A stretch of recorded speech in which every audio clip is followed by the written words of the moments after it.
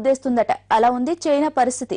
మొన్న అరుణాచల్ ప్రదేశ్ లో road వేసుకుంటామంటే టాడ్ కుదరదంటూ రంకెలిసిన dragon country మరోసారి భారత్ కు వార్నింగ్ ఇచ్చింది. అరుణాచల్ ప్రదేశ్ సరిహద్దు వెంబడి కొత్తగా దాదాపు 54 బోర్డర్ పోస్టులు ఏర్పాటు చేయనున్నట్టు 3 రోజుల క్రితం ఇండియా ప్రకటించడమే చైనా హెచ్చరికలకు కారణం.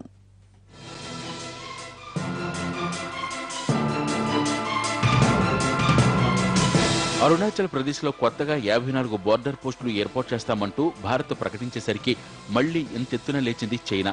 రెండు దేశాల మధ్య సరిహద్దు వివాదాన్ని మరింత సంక్లిష్టంగా మార్చే ఎటువంటి చర్యను తాము అంగీకరించేది లేదంటూ హెచ్చరించింది. రెండు దేశాల మధ్య సరిహద్దు విషయంలో చైనా వైఖరి స్థిరంగానూ స్పష్టంగానూ ఉందని, దాన్ని మార్చేందుకు ప్రయత్నించవద్దని పీటీఐకి ఇచ్చిన ఓ ప్రకటనలో పేర్కొంది.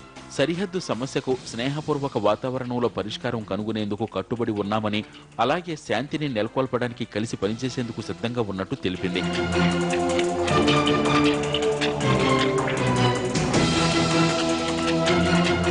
అయితే ప్రస్తుత వివాదాన్ని పూర్తిగా సెటిల్ చేయకుండా ఇండియా దాన్ని మరింత సంక్లిష్టంగా మారుస్తుందని తాము భావించటం లేదని పేర్కొంది చైనా. అక్టోబర్ 15న అరుణాచల్ ప్రదేశ్ సరిహద్దుల్లో దాదాపు 2000 కిలోమీటర్ల రహదారిని నిర్మించాలనుకుంటున్నట్టు భారత్ ప్రకటించడంపై అప్పుడే అభ్యంతరం తెలిపింది చైనా. అప్పుడు కూడా సరిహద్దు సమస్య కొలిక్కి వచ్చిన తర్వాతే ఎలాంటి పనులైనా చేసుకోవాలని హెచ్చరించింది. అయినా చైనా వాదనను తోసిపుచ్చుతూ ఇండియాను ఎవరూ బెదిరించడం గానీ హెచ్చరించడం గానీ చేయలేరని గట్టిగానే బదులిచ్చారు కేంద్ర హోంమంత్రి రాజ్నాథ్ సింగ్. వారేదైనా చెప్పదలుచుకుంటే పరస్పరం మాట్లాడుకోవడం ద్వారా పరిష్కరించుకోవచ్చని అన్నారు రాజ్నాథ్.